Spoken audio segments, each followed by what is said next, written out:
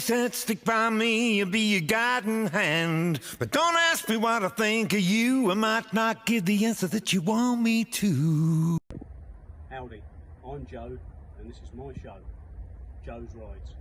In these videos, myself and my glamorous assistant Caden will show you what we get up to in my workshop in town, repairing mostly Land Rovers, along with a few classic cars, hot rods, American cars, all sorts.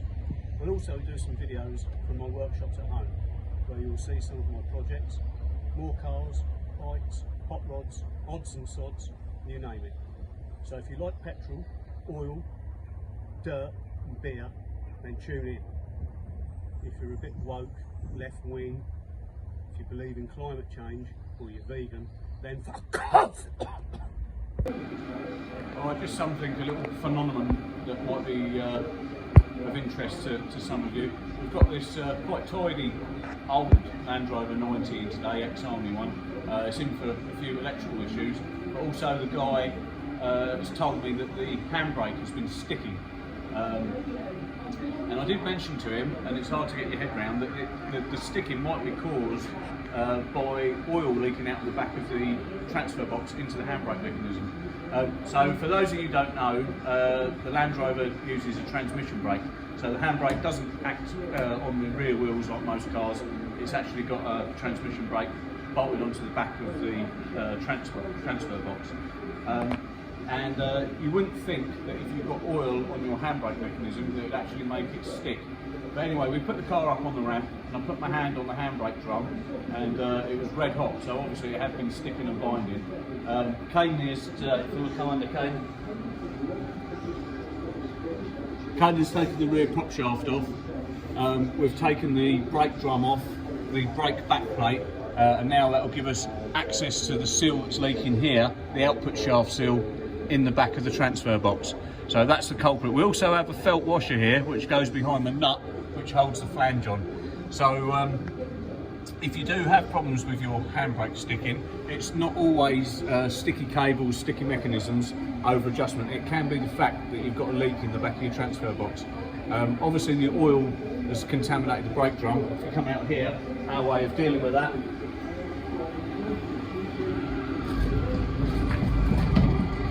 is by setting fire to it, and that'll burn all the oil out, and then obviously we'll clean it up from there. I'll just show you the other bits involved which are on the bench.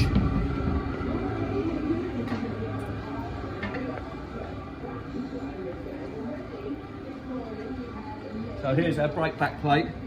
This is the adjuster unit. The shoes sit on here like this, and this is the expander unit.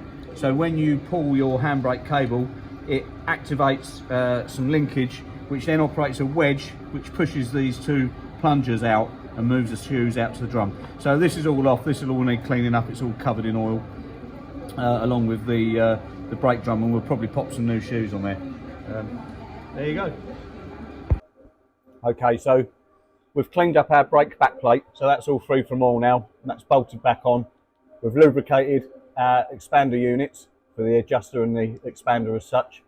Fitted a new seal in there for the flange, and also we've just slid on this felt washer as well. Felt washer is quite important because that stops oil seeping down the threads past the nut and again into the handbrake drum where we don't want it.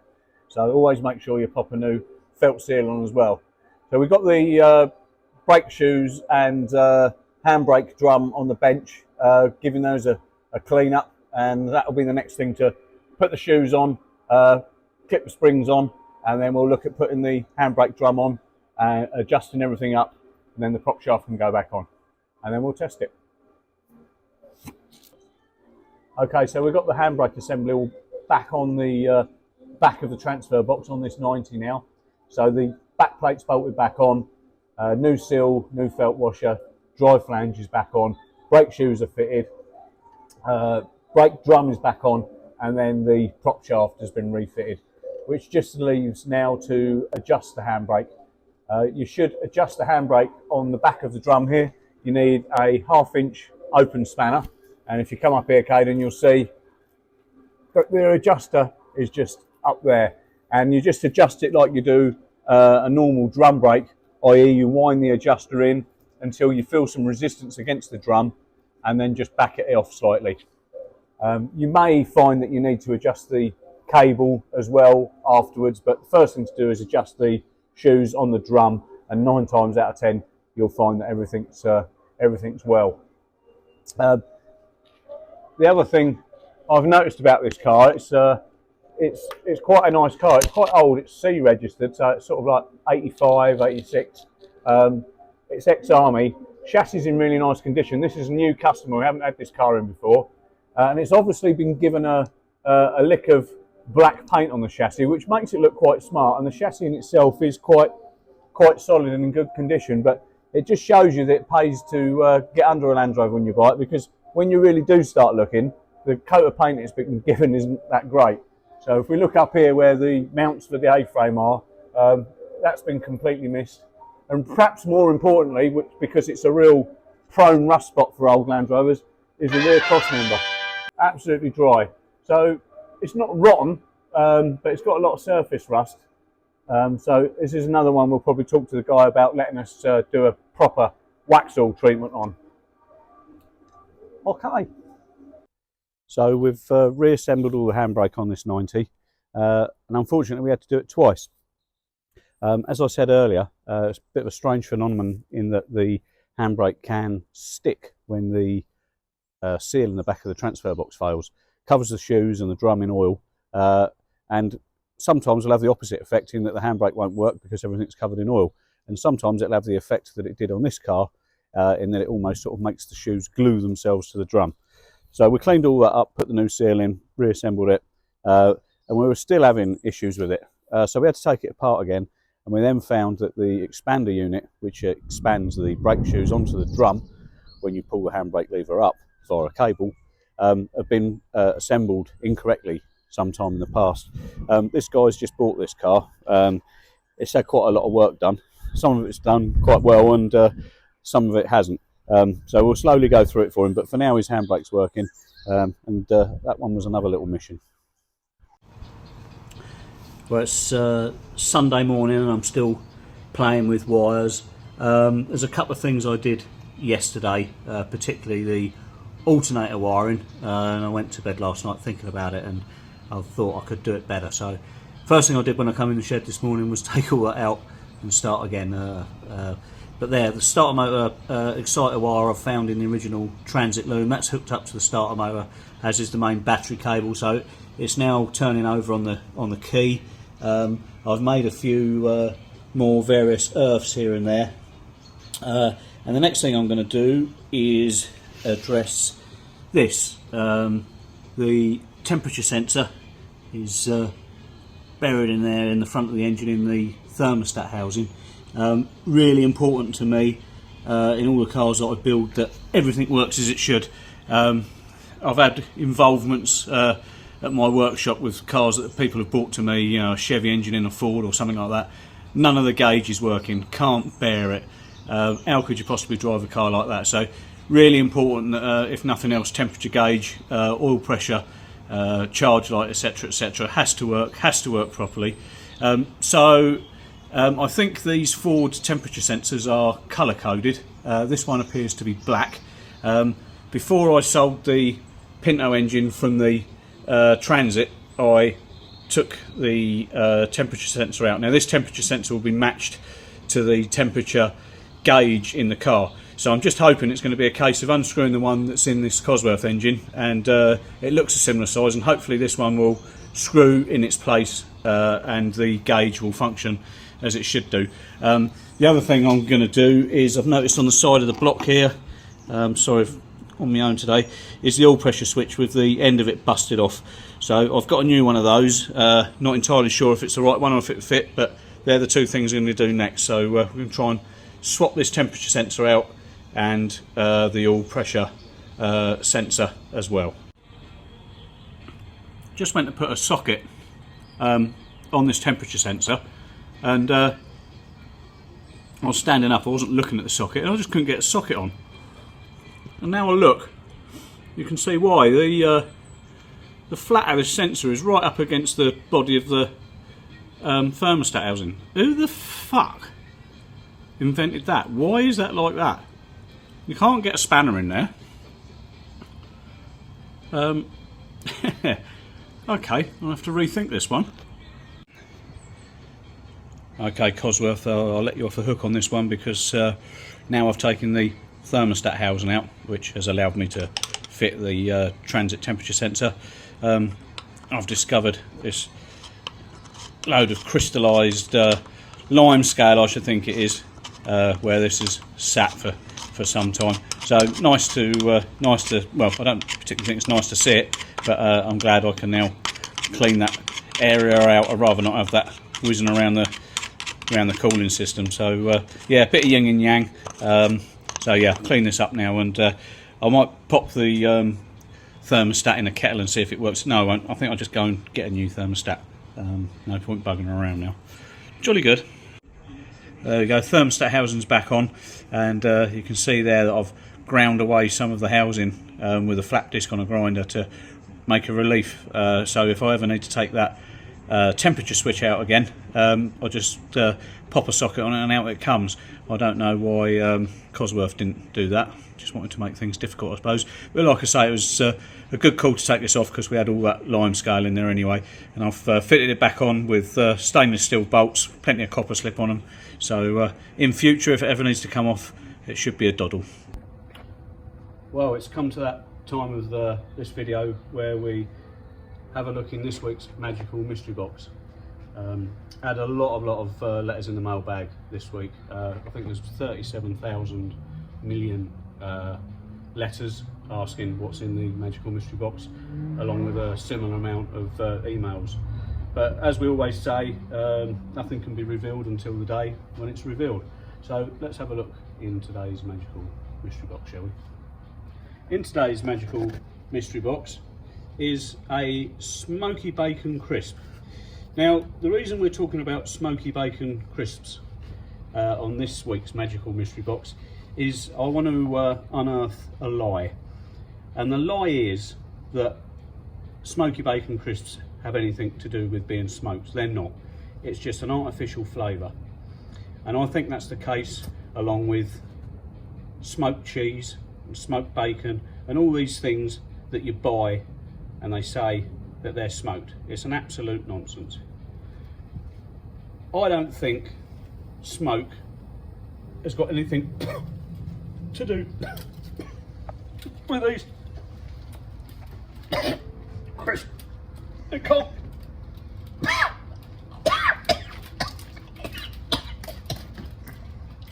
And it's not smoked, like. Okay, prop shaft talk again. So as I said, I was going to bring a Land Rover prop shaft from work back home here, because the Land Rover prop shaft will have a sliding joint in it, which it has, and the shaft itself is similar, if not the same, as this Ford car one. Well, I believe the actual sliding part that meets the yoke is smaller. So that is something I could utilise. But I'm glad I waited and thought a little bit more about it, because I've made a cock up really, and I've done all this wrong. So we made that mount for the centre bearing for this prop shaft, and then I was going to cut this end off, introduce a sliding joint, and then add a little bit of this wider diameter prop to fit the rear diff. But I've done it all wrong, and the reason I've done it wrong is because what I should have done, well, lucky I haven't done, but what I'm going to do, if I turn this one round,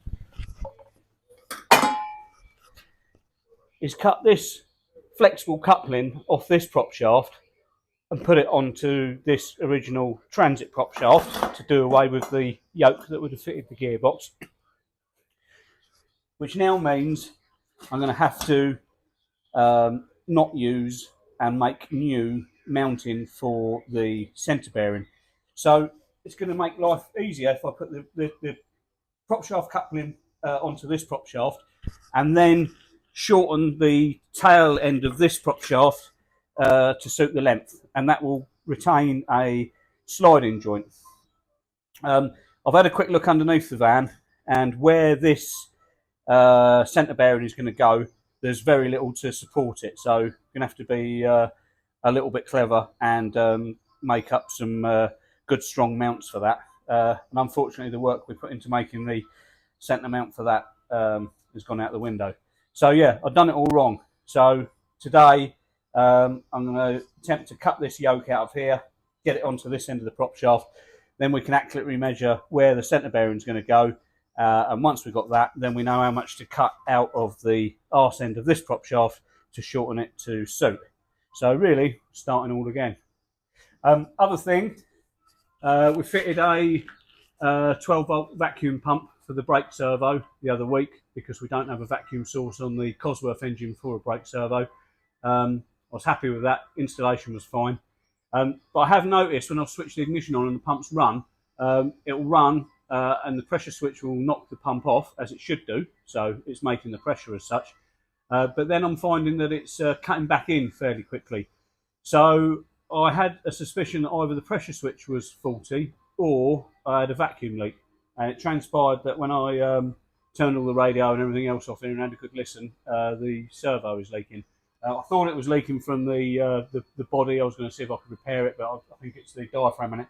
I can't find a new one. I'm not saying they're not out there, but bear in mind this van's probably getting on for nearly 40 years old now. They're few and far between. So I've managed to source a second-hand one, and I'm going to get Caden to give this a clean up and give it a paint and get this fitted today. So hopefully we'll make a little bit of prop shaft progress, have this servo fitted, and that'll probably do us today because it'll be time for a beer. Alrighty. Okay, so I've cut the end off my car prop shaft along with the rubber coupling, and I've cut the end off my transit prop shaft at the gearbox end. So I've cut the 4-bolt flange and yoke off that would have bolted to the gearbox. This now will slide into the tail shaft of the gearbox that's splined on the inside. So we've got 50mm stroke 2-inch tubing on both prop shafts, which is handy. So I needed to make a slug to go down the centre of the two. The nearest thing I could find was this bit of pipe. I think it's a bit of old scaffold pipe, which is about 48mm. The inside of this tube is about 47. So I've cut 6 inches off of this tube, put it in my lathe, and brought this down to the correct size. So it's a nice snug fit in there now. So I'll push that in there, push the other half into the front of the transit prop shaft. Then I'll drill some holes so I can put puddle welds through, which will then weld themselves to the slug on the inside, and then I might put a bead of weld around the 2 bits of tube once the slug's in as well. We'll clean that up. Got a balance weight on here, that's spot welded on. We'll drill those out, get this balance weight off because that's obviously going to be irrelevant now, so I've upset the balance. I've never had to balance a prop shaft I've made. Without blowing my own trumpet, I've made quite a few. For all the cars I've built, I've made them. And I've done lots and lots of work on Land Rovers where we've put different engines in or whatever, and transmissions have ended up in different places. So we've had to shorten a front prop and lengthen a rear and vice versa. I'll generally do them with this method of making a slug and keep it at one end or the other of the prop shaft as opposed to in the middle, and yet to have a problem with balance. If I put this on and when the car's done and I have a vibration, then okay, I can take it off and give it to a company to balance it. But fingers crossed, I've never had to as yet, and hopefully that will be the case with this prop shaft. Okay, let's get welding. Okay, so I've bolted the rear flange onto the diff pinion just with a couple of bolts, so we know that's where it should be. And then I've opened the slider and found the halfway point. There's also slots here for the bolts on the centre bearings, so that allows me to move the prop shaft backwards and forwards. So again, these bolts have ended up in pretty much the middle of the elongated slots that they're on. Real result, I've managed to retain the original centre bearing mounting on the transit chassis, so not making any bracketry there like I did before when I was doing it wrong. And then going on forward, I've put the rubber coupling flange into the tail shaft. Here's my transit prop shaft. Now all I've really got to do is simply mark how much I'm now going to cut off again here. take the whole thing back off, put the slug in. I've taken the balance weights off there. Weld through our spot weld holes, got some same on the other side. Drill some holes on the corresponding half of the transit prop shaft, and then refit it, and if all fits well, then we'll just be cleaning it up and giving it a coat of paint. Happy days. Okay, it's not actually bolted on this time, but the prop shaft is pushed into the back of the tail housing, so I just wanted to check length now before I actually weld it up. So take it off again now, and can happily weld it up. The length is perfect, so it would seem. You may or may not be able to see that there's a little bit of stretch on that prop shaft coupling, the rubber coupling there. To be fair, the centre bearing's not bolted completely up yet, so it'll probably go up another 5 or 10 mil anyway.